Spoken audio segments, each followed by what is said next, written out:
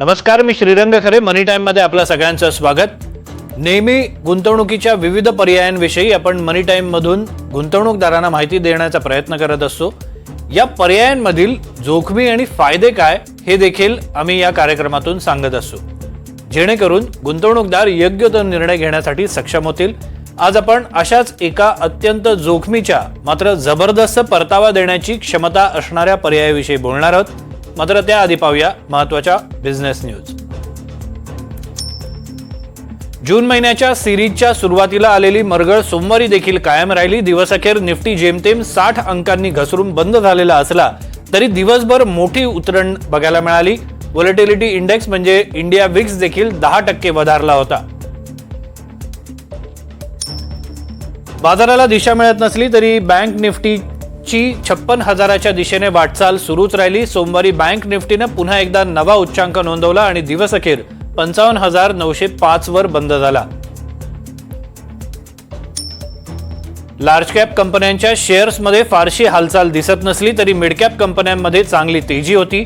Share बाजार आणि गुंतवणुकीशी संबंधित कंपन्यांचे शेअर सोमवारी तेजीत होते.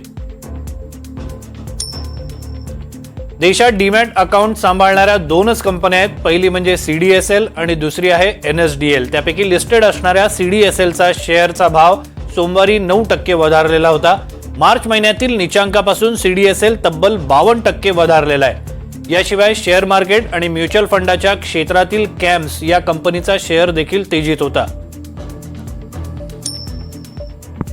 लेमन ट्री हॉटेल्स या कंपनीचे चौथ्या तिमाहीचे निकाल जाहीर करण्यात आलेले आहेत. या निकालानंतर भविष्यातील वाटचालीबद्दल निर्मल बंग सिक्युरिटीजनं सकारात्मक अहवाल जारी केलेला आहे. ज्यांच्याकडे या कंपनीचे शेअर आहेत त्यांनी ते होल्ड करावेत, विकू नयेत असा सल्ला निर्मल बंगनं आपल्या अहवालात दिलेला आहे.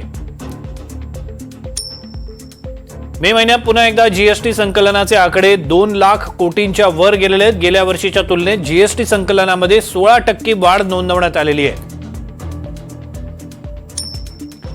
रशिया आणि युक्रेनमधील युद्ध आणखी चिघळण्याची शक्यता असल्यानं आंतरराष्ट्रीय बाजारामध्ये कच्च्या तेलाचे भाव वधारले. भारत आयात करत असलेल्या ब्रेंट क्रूडचा भाव 2% वधारून $65 प्रति बॅरलवर जाऊन पोहोचला. ओपेकनं पुढील महिन्यापासून दररोज 4,11,000 बॅरल उत्पादन वाढवण्याचा निर्णय घेतलेला आहे. तरी देखील तेलाच्या किमती वाढलेल्या आहेत. चालू आठवड्याच्या उत्तरार्धात रिझर्व्ह बँकेच्या पतधोरण समितीची द्वैमासिक आढावा बैठक होणार आहे. या बैठकीमध्ये रेपो दरात सलग तिसऱ्यांदा 0.5% कपात होण्याची शक्यता आहे. निवा बुपा या इन्शुरन्स कंपनीच्या शेअर्समध्ये जोरदार पडझड झाली. कंपनीच्या प्रमोटर्सनी साधारण 1,080 कोटी रुपयांचे शेअर्स विकल्यानं ही पडझड झाल्याचं सांगण्यात येत आहे.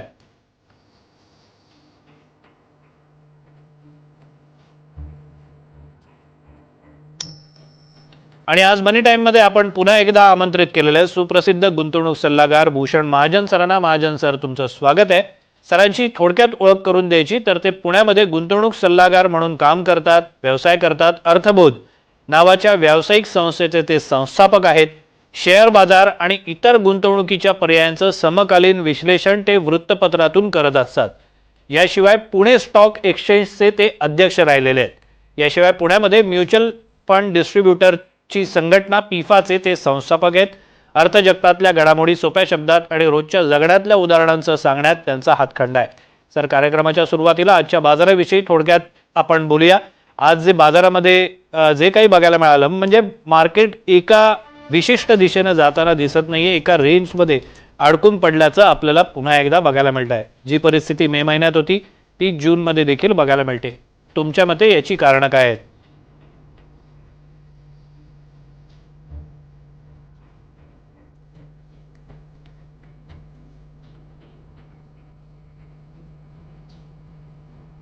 सर, महिन्याभरामध्ये म्हणजे 7 एप्रिलच्या लो नंतर 7 एप्रिलला एक तळ गाठला निर्देशकांनी. तिथनं सलग 3-3.25 हजार अंशाची तेजी निफ्टीमध्ये दिसली आपल्याला. तर आता आमच्या मते मार्केट हा कन्सॉलिडेट करतोय, म्हणजे तो दृढीकरण चाललंय. आता याच्यात कसं आहे, जे जे काही होण्यासारखं होतं त्या सगळ्या गोष्टी झालेल्या आहेत. आता पुढे बघण्यासारखं काही नाही. हा एक मुख्य त्याचा पाठीमागचा दृष्टिकोन. कारण ट्रम्प टॅरिफ त्याचं जे काही भलं बुरं व्हायचंय ते एका बाजूला कम्प्लीट होत आहे. म्हणजे असं म्हणतात की काही थोडं घेऊ थोडं देऊ असं करत बहुतेक भारत सुद्धा तसा फारसा धक्का न लागता आपण बाहेर पडू. युद्ध सुद्धा ऑपरेशन सिंदूर युद्ध म्हणायचं की नाही माहित नाही, पण ते संपलं. सगळ्यात महत्वाचं म्हणजे मागच्या आर्थिक वर्षातले तिमाही निकाल जवळपास संपले. म्हणजे मुख्य कंपन्यांचे निफ्टी आणि सेन्सेक्सचे तिमाही निकाल आले. बरेचसे चांगले होते, बरेचसे बरे होते, असे खूप वाईट काही फारसे नव्हते. म्हणजे आपल्यापेक्षा इतकेच होते. आता पुढे बघायचं काय निर्देशन, त्यामुळे तो सध्या थोडासा स्थिरावलाय. आम्ही असं म्हणतो की ते जसं जहाजावरती दिशा दर्शवणारा एखादा कोंबडा, ज्याला वेदर कॉक असं म्हणतात, तर तसं आपल्या जहाजावरती गुंतवणुकीच्या कोणी नाही आहे वेदर कॉक, म्हणून आपल्याला कळत नाही दिशा कुठली घ्यावी. पण आम्हाला असं वाटतं की बाजारात नक्की तेजी आहे. तुम्ही बघा, आता आपणच सांगितलं तसं स्मॉल आणि मिड कॅप मध्ये जिथे छोट्या गुंतवणूकदारांचा मोठा उत्साह आणि सहभाग आहे, ते दोन्ही निर्देशांक वाढतायत. मिड कॅप तर नवीन 52 आठवड्याचा हाय करेल, न्यू हाय करेल असं दिसतंय. स्मॉल कॅपही त्याच दिशेने चाललाय. निफ्टीमध्ये थोडी मंदी आहे, हे खरं आहे, पण आजचाच दिवस बघा, आज सकाळी बाजार जवळपास 150-150 अंश खाली उघडलं आणि बोलता बोलता खाली 190-200 अंशापर्यंत गेला. परंतु आपल्याच बरं असं काही नाही की नॅसडॅकचे फ्युचर्स स्ट्रॉंग होते किंवा डाऊ जोन्स फ्युचर्स स्ट्रॉंग होते किंवा ते मोठे होते म्हणून आपला वाढला असं नाही. आपण आपल्या स्वतःच्याच कर्तृत्वावरती वर आलेलो. कर्तृत्व काय आहे? एक तर महागाई थोडी कमी झालेली दिसते. नंबर 2, रिझर्व्ह बँकेची मीटिंग, पुढची आढावा मीटिंग आता जवळ आली आहे आणि अपेक्षा अशी आहे की महागाईचा दर कमी झाला असेल.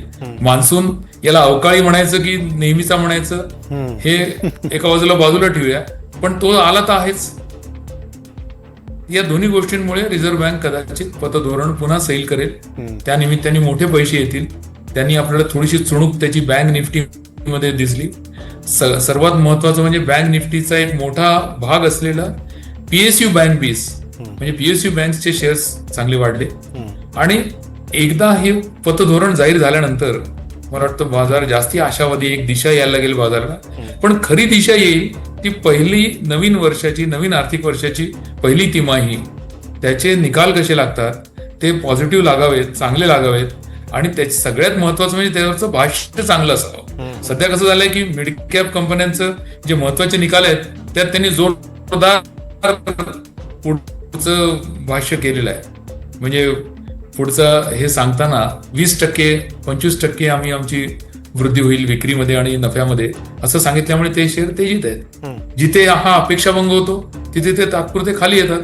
ती आपल्याला संधी असते. असो, तुम्ही उल्लेख केलात मॉनिटरी पॉलिसीचा, पण लोकांना हे जाणून घ्यायचं आहे की ट्रिगर पॉइंट नेमका काय मार्केटला वर नेण्यासाठी. जरी पतधोरण आढावा बैठक आणि त्यातले सकारात्मक बाबी या जरी आपण मानत असलो तरी ते दीर्घकाळासाठी हे तेजीचं लक्षण घेऊन येणारे ट्रिगर आहेत का? सर, महत्वाचं म्हणजे हे ट्रिगर येत राहतील. थोडासा संयम आपल्याला ठेवला पाहिजे. रिझर्व्ह बँकेने आधीच बरेचसे पैसे ओतलेत आपल्या अर्थव्यवस्थेमध्ये. हे पुन्हा 2 व्याजदर कपाती आल्या. त्याचबरोबर हा नवीन जो बजेटचा परिणाम आहे तो आता होईल. म्हणजे थोडं हळूहळू होत राहणार ना.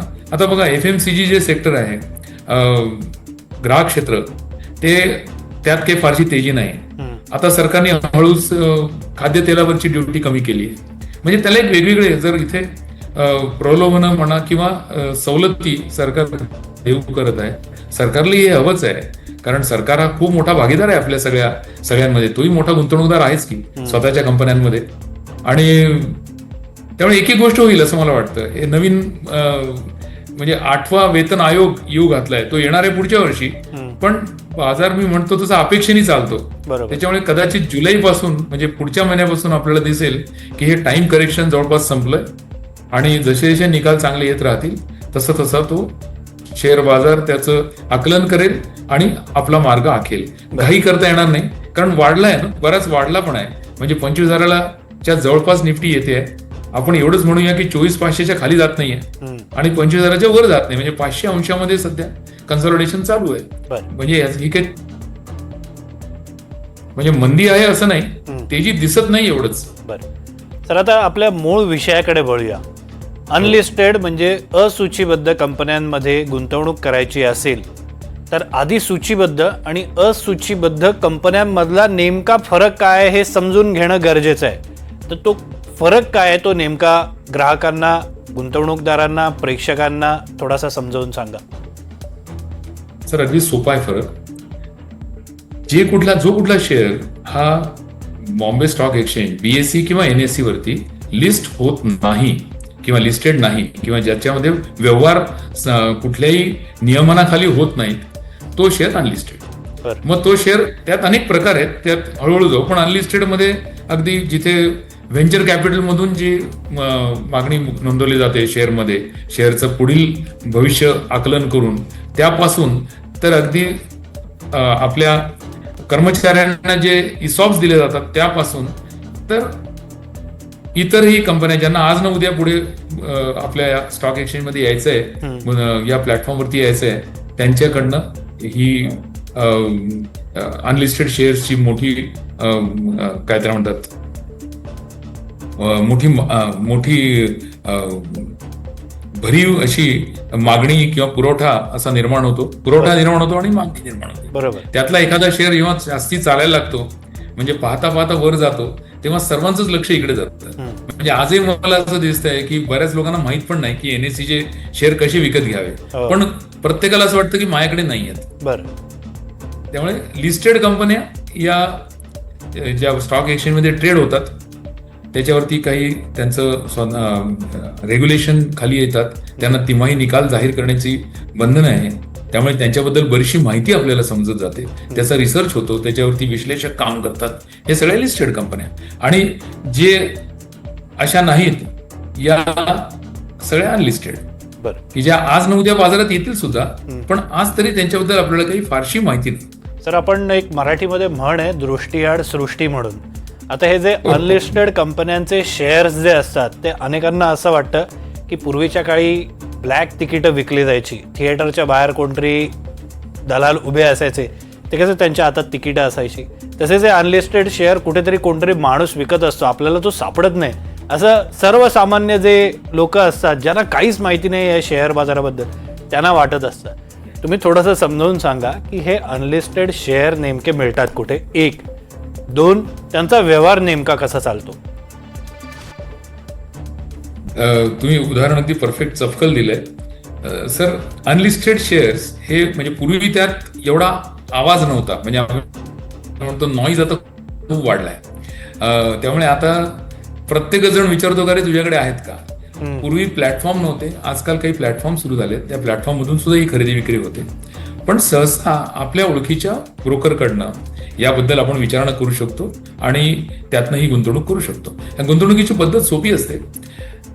एकतर याचे आपण तोटे पुढे बघू, त्यात सांगेन, पण याचा भाव निश्चित नसतो. समोरचा माणूस सांगेल तो भाव, तो आपल्याला पटला, 2-3 ठिकाणी विचारून आपल्याला पटला तर आणि आपण एक त्याच्यात सौदा करू शकतो.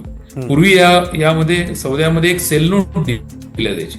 सेल नोट याचा अर्थ असा की एक छोटस कागदपत्र की ज्यामध्ये तुमचे हे शेअर काय अमुक 100 शेअर मी या किमतीला तुमच्यासाठी विकत घेईन असं दिलेलं वचन.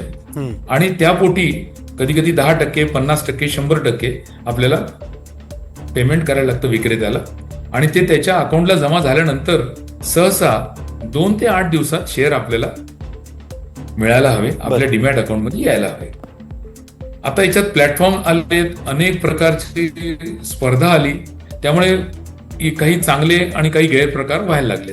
पण सहसा जर एवढं त्यात आवाज नसता तर चांगला अनलिस्टेड शेअर तुम्हाला 8 दिवसात तुमच्या अकाउंटमध्ये जमा व्हावणं काही कठीण नाही. जर तुमचा मिडलमॅन, तुमचा मध्यस्थ, तुमचा ब्रोकर हा प्रामाणिक असेल आणि तुम्ही त्याच्यावर अनेक वर्ष व्यवहार करताय तर तो तुम्हाला फसवणार नाही, हे नक्की. बरं सर, आता लोकांना हे जाणून घ्यायचं आहे की अनलिस्टेड कंपन्यांमध्ये गुंतवणूक करणं किंवा त्या संदर्भातला व्यवहार करणं, सगळ्यात आधी आपण तोटा समजून घेऊ. कारण हा तोटा जाणून घेणं हे कुठल्याही गुंतवणूकदारासाठी खूप महत्त्वाचं असतं आणि आपण त्यालाच जास्त प्राधान्य देतो, कारण हे लोकांना कळायला पाहिजे जेणेकरून त्यांचा कष्टाचा पैसा वाया जाणार नाही. तर अशा पद्धतीचे व्यवहार जे असतात त्यामधला तोटा काय असतो, जोखीम काय असते, याबद्दल तुम्ही कसं मार्गदर्शन कराल. अगदी नक्की सांगेन सर. आणि तुमचा म्हणजे प्राधान्यक्रम पण करेक्ट आहे, पण तरीच तोटा सांगता सांगता थोडासा फायद्याकडे पण येतो. म्हणजे का यामध्ये एवढी मागणी निर्माण झाली. कसं होतं, आजकाल नवीन इश्यू IPO याच्या मागे सगळे गुंतवणूकदार आहेत. आता IPO मध्ये कसं होतं की आपण अर्ज करतो, किती कसा अर्ज करावा याबद्दल वेगवेगळे आडाखे असतात, पण नेमका जो शेअर वाढतो तो आपल्याला लागत नाही आणि आपल्याला जो लागतो तो वाढत नाही, असं ते विचित्र स्वरूप असतं. एखाद्या वेळेस नशिबान असू तर एखादा लागतो सुद्धा. आता मला माझ्या मनाजोगे शेअर विकत घेता येणं हे अनलिस्टेड शेअरमध्ये शक्य आहे. त्याचबरोबर दुसरं महत्वाचं असं की त्याचा भाव काय असेल हे निश्चित नाही. म्हणजे सगळ्यात मोठा त्यातला सगळ्यात चांगला फायदा असा की पाहिजे तसे शेअर इश्यूच्या आधी, IPO सुरू होण्याच्या आधी मला मिळतात. तोटा असा की आज मी ज्या किमतीला ते घेत आहे ती किंमत वाजवी आहे की नाही हे मला कळत नाही, पहिली आणि महत्वाची गोष्ट. दुसरी, जे आजकाल बरंच वाढत आहेत गैरप्रकार, त्यामुळे ते नक्की सांगतो की बरेचदा असं होतं की समोरचा माणूस जर विश्वासार्ह नसेल, ज्याच्याबरोबर आपण व्यवहार करतोय, तर शेअर्स कधी कधी यायला बराच विलंब होतो आणि मग ते म्हणतात की सर तुमचे पैसे परत घ्या. आणि बरेचदा हे केव्हा होतं तेही सांगतो. म्हणजे आता आपल्या NSEच्या बाबतीत ते सहसा आढळतंय, NSEच्या शेअर बाबत. कारण शेअरचा भाव पाहता पाहता 400 रुपयांनी वाढला. याची कारणं वेगळी आहेत, ती वेळ असेल तर आपण नंतर घेऊया. पण तो 400-500 रुपयांनी वाढल्यामुळे जर मी आज 1600 रुपयांनी बुक केलाय, तर समोरच्या माणसाकडे ते जर शेअर नसतील किंवा त्याला लोभ वाढला असेल तर तो म्हणतो साहेब माफ करा, तुम्ही व्यवहार तर केला करा, पण मला काही ते देता येत नाही, मी तुमचे पैसे परत करतो. इथपर्यंत ठीक आहे, त्यांनी पैसे परत करायला हवेत. ते आले तर किमान पैशाची तरी फसवणूक होणार नाही. पण यातून दुसरं महत्वाचं तोटा दिसतो, तो म्हणजे याच्यात बंधन नाही. म्हणजे याच्यात NSE-CL ज्याला आपण म्हणतो की जे क्लिअरिंग कॉर्पोरेशनचं जे एक वचक असतो की जेव्हा मी स्टॉक एक्सचेंजमध्ये ट्रेड करतो तेव्हा मला खात्री असते की मी पैसे भरल्यानंतर मला शेअर मिळणार आहेत.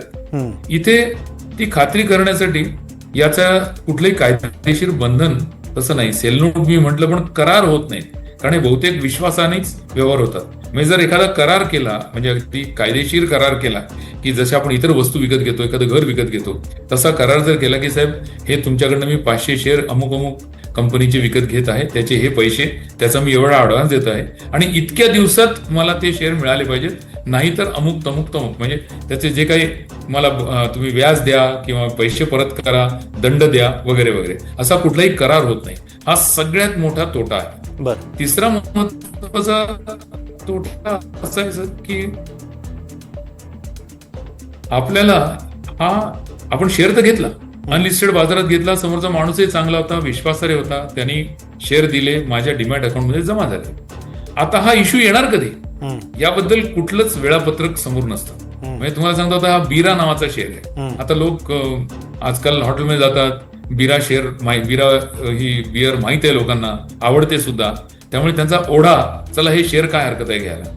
परंतु आता गेले 3-4 वर्ष हा शेअर मिळतोय बाजारामध्ये, पण अजून लिस्टिंग कधी होणार याचं काही निश्चित नाही. असे अनेक शेअर्स आहेत. म्हणजे सगळ्यात मोठा तोटा हा लिक्विडिटीचा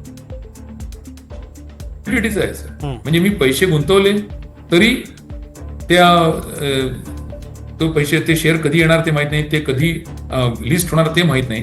सगळ्यात महत्वाचं म्हणजे याच्यातला एक भाग नक्की आहे की मी तो लिस्ट जरी झाला नाही किंवा स्टॉक एक्सचेंजमध्ये सूचीबद्ध झाला नाही तरी मला विकता येतो, म्हणजे लिगली विकता येतो. म्हणजे आज मी शेअर घेतला 100 रुपयाला आणि लिस्ट व्हायच्या आधी, IPO व्हायच्या आधीच जर त्याचा भाव 100चा 120 झाला तर मी नक्की विकू शकतो. पण मला खरेदीदार शोधायला लागेल. त्याच्यात जसं आपण ज्याला व्हॉल्यूम म्हणतो, प्राइस व्हॉल्यूम म्हणतो, तशी ही प्राइस काय, त्या कुठल्या व्हॉल्यूमला ही प्राइस आहे. प्राइस व्हॉल्यूम डिस्कव्हरी ही शेअर मार्केटच्या गुंतवणुकीमध्ये अत्यंत महत्वाची गोष्ट आहे. ती डिस्कव्हर करताच येत नाही ना, कारण असे व्यवहार किती झाले, भारतभर किती झाले, याचा कुठलाही डेटा सहजी आपल्याकडे मिळत नाही. तरी सुद्धा काही प्लॅटफॉर्म असे आहेत की ज्या प्लॅटफॉर्ममध्ये आजकाल बऱ्याचशा गोष्टी कळतात. पूर्वी याचा चार्ट पण दिसत नसे, म्हणजे मला कळत नाही, माझ्या ऍपवर नाही, माझ्या चार्टमध्ये नाही, पण वाढलाय असं कळतंय, म्हणजे नक्की काय झालं. तर आजकाल काही प्लॅटफॉर्म्स याचा थोडासा चार्ट, म्हणजे त्यात व्हॉल्यूम येणार नाही पण प्राइस कशी वाढली याचा चार्ट ते देऊ शकतात, देऊ लागलेले आहेत. त्यांनी थोडीशी विश्वासार्हता येते. पण सगळ्यात महत्वाचं म्हणजे अजून एक तोटा म्हणजे जसं लिस्टेड कंपनी म्हटली की त्याच्यावर अनेक जणांचा वचक आहे. म्हणजे सेबीचा वचक आहे, स्टॉक एक्सचेंजचा वचक आहे आणि त्यांना काही नियम पाळायला लागतात. दर तिमाहीला आपले निकाल द्यायला लागतात. एखादा प्रत्येक इन्व्हेस्टर बरोबर पूर्वी हे फक्त मोजक्या जणांबरोबर असे, पण प्रत्येक इन्व्हेस्टर बरोबर कॉल मधून त्यांना बोलवावं लागतं, त्यांचे सगळे प्रश्न विचारात घ्यायला लागतात. तसं बंधन अनलिस्टेड शेअर्सना नाही. त्यामुळे तुम्हाला पूर्ण माहितीच नाही त्याच्याबद्दल, डेटाच नाहीये तुमच्याकडे. डेटा काही कंपन्यांचा असू शकतो की ज्या खूप लोकप्रिय आहेत, पण अनोळखी कंपनी, आता बिराचा डेटा द्या म्हटलं तर तुमच्याकडे पटकन सहजासहजी तो येणार नाही. तुम्हाला रजिस्ट्रार ऑफ कंपनीजकडे ROC कडेच अर्ज करून झोबा किंवा त्याच्यातून तो डेटा घ्यावा लागेल. तर म्हणजे खूप अभ्यास करायला लागेल. दुसरं, व्यवस्थापन कसं आहे याच्याबद्दल माहिती नाही आपल्याला. त्यासाठी तुमच्याकडे कुठलंही म्हणजे सामान्य गुंतवणूकदाराकडे कुठलीही फॉरेन्सिक ऑडिटची व्यवस्था नाही.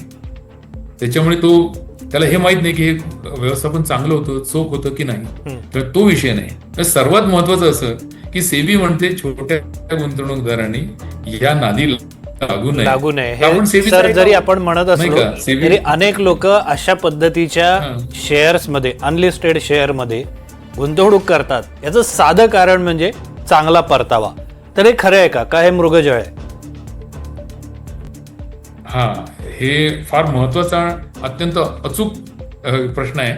सर, परतावा सर्व शेअरमध्ये मिळतो याची कुठलीही गॅरंटी नाही. कधी कधी पेशन्स पणाला लागतो. तुम्हाला एक अगदी चांगल्या शेअरचं उदाहरण देतो की आता कॅथोलिक सिरियन बँक हा शेअर चांगला आहे, छान आहे, आणि हा या प्रायव्हेट प्लेसमेंटच्या जगामध्ये 150 ते 180 या रुपयांना तो मिळत असेल. आता याचा अजून एक नियम किंवा अजून एक तोटा असा आहे की IPOच्या आधी तुम्हाला हा कधीही विकता येतो, त्याला कुठलंही बंधन नाही. पण एकदा इश्यू आला आणि तो लिस्ट झाला की त्यानंतर पूर्वी 1 वर्षाचं त्याला लॉक इन असायचं. आजकाल हे लॉक इन जे आहे ते कमी झालंय, 1 वर्षाचं 6 महिन्यावरती आलंय. पण एकदा का तो लिस्ट झाला, एकदा का त्याचा भाव कळला की तो विकता येणार नाही. सध्या 6 महिने विकता येणार नाही. बरं, आता मी तुम्हाला स्टोरी सांगत होतो कॅथलिक सिरियन बँकेची. तो बऱ्याच जणांनी घेतला विकत आणि चांगला, म्हणजे त्याबद्दलही मत चांगलं होतं की बँक चांगली आहे, गोल्ड लोन मध्ये वगैरे आहे आणि याचं चांगलं लिस्टिंग होईल. तो प्रत्यक्ष लिस्टही छान झाला, म्हणजे 350-400 रुपयाला लिस्ट झाला आणि 400 पर्यंत गेला. आता लिस्ट झाला पण तोंड दाबून बुक्याचा मार, कारण विकता येत नाही. बरं, त्यावेळेस 1 वर्षाची मर्यादा होती, त्यामुळे 1 वर्ष विकता येईना. बरं, 1 वर्ष संपल्यावर जसं आज एंजल इन्व्हेस्टरचं होतं किंवा अँकर इन्व्हेस्टरचं होतं की त्यांनी एकदा शेअर स्वतःच्या खिशातले विकले की भाव एकदम खाली येतो, तसं 1 वर्षानंतर हा भाव पुन्हा खाली येऊन 180 रुपयाला आला. आता भाव 2 वर्ष थांबून कोण विकणार? अर्थात या पर्टिक्युलर शेअरमध्ये जर पेशन्स दाखवला तर गुंतवणूकदाराला नफाच झाला, कारण तो पुन्हा पुढे इथून दुप्पट झाला. पण असं प्रत्येक बाबतीत होईल असं नाही. कित्येकदा असं होतं की शेअर सूचीबद्ध होण्याआधी ज्या किमतीला असतो त्यानंतरचं धोरण बदलतं. म्हणजे अनेक प्रकारे शेअर मार्केटमध्ये शेअरचे भाव ठरतात. तो सेक्टर कसा आहे त्याच्यावरती ठरतं, त्या सेक्टरमध्ये काय नियमन किती कडक आहे त्याच्यावरती ठरतं. म्हणजे आता अगदी अजून एक उदाहरण देतो. आता मेट्रोपॉलिटन स्टॉक एक्सचेंज याचे शेअर्स पूर्वी 1 रुपयाला किंवा 80 पैशाला मिळायचे. आता हे आपोआपसात याच्यात कुठलाही कोणाचंही कुठेही आपल्याला रजिस्ट्रेशन करायला लागत नाही. त्यामुळे कुठे रजिस्टर ब्रोकरकडनं गुंतवणूक करावी असं काही बंधन नाही. 1 रुपयाला घेतलेला शेअर 2 रुपयाला पण विकता येतो, कारण तो सांगेल ती किंमत, ती जर आपल्याला मान्य असेल तर ती आपण द्यायची. बरोबर. आजपर्यंत तो कुठल्याही स्टॉक एक्सचेंज मध्ये लिस्ट झालेला नाही. आणि हा 5-6 वर्षापासून मी ऐकतोय मेट्रोपॉलिटन. म्हणजे याच्यात मला या कुठल्याही कंपनीबद्दल कुठली टीका करायची नाही. त्या सगळ्या, म्हणजे हे फक्त मी उदाहरण म्हणून सांगतो. बरोबर. सर, तुम्ही हे उदाहरण देत असताना याच जोडीला आणखी एक प्रश्न की मग हे सगळे फायदे तोटे सगळे माहिती असताना यामध्ये गुंतवणूक नेमकी कोणी करायची? कारण हाय रिस्क प्रॉडक्ट आहे, त्यामुळे उडी मारण्याचं कोणी धाडस करणार नाही. पण कोणी करावं यासाठी तुम्ही काय मार्गदर्शन कराल का? नक्कीच सांगतो, आणि किती करावं ते पण सांगतो. म्हणजे सहसा आम्ही तर म्हणेन की छोट्या गुंतवणूकदारांनी या नादी फारसं लागू नये. बरोबर. मोठे गुंतवणूकदार करतात. NSE शेअर्स मोठ्या लॉटमध्ये पूर्वी मिळायचे, आणि असा एखादा शेअर जेव्हा मोठ्या प्रमाणात वाढतो तेव्हा सगळ्या जगाचं लक्ष तिकडे जातं. मला असं वाटतं की आपल्या एकूण भांडाराच्या 5% वर यात गुंतवणूक करू नये. कारण सगळ्यात महत्वाचं म्हणजे लिक्विडिटी रिस्क. कारण हे विकता येत नाही तुम्हाला पाहिजे तेव्हा, भाव कळत नाही तुम्हाला काय भावात विकता येणार आहेत. त्यामुळे 5% खूप झाले. म्हणजे मात्र ज्याच्याकडे जोखीम क्षमता आहे की ठीक आहे, हे पैसे माझ्या भांडारातून गेले तरी चालतील, मला एक 25 लाख रुपये हरवले असं मी समजतो, आणि मग विंडफॉल गेम मिळाले तर चांगलं आहे, अशा माणसांनी जरूर याच्या नादी लागावं. सामान्य माणसांनी दूर राहिलेलं बरं. आणि जिथे खूप बोलबाला होतो त्यापासून तर फारच दूर राहावं. कारण जेव्हा आमच्या मार्केटचा नियम आहे की लावलाव जेव्हा होतं तेव्हा नक्की आपण घाबरून पळून जायला पाहिजे. जेव्हा एखाद्या शेअर मध्ये सामान्य माणूस होता, जसं म्हणतो ना आपण की पानवाला पण विचारायला लागतो की बा एनएससी शेअर लिहे का सर, साहब वो बहुत अच्छे बोलते हैं, तेव्हा दूर राहिलेलं बरं. असं कोणी विचारत नाहीये पानवाला, मी सहज गंमत म्हणून उदाहरण म्हणून. बरोबर सर, एक शेवटचा आणि छोटा प्रश्न, थोडक्यात उत्तर अपेक्षित आहे की याच्यावर टॅक्स लागतो का? फार महत्वाचा प्रश्न आहे. यावर टॅक्स लागतो, टॅक्स कन्सेशन पण आहे. म्हणजे समजा आपण अनलिस्टेड शेअर घेतला आणि अनलिस्टेड असतानाच तो विकला, तरी 2 वर्ष जर सांभाळला तर आपल्याला कन्सेशनल टॅक्स आहे 12.5%.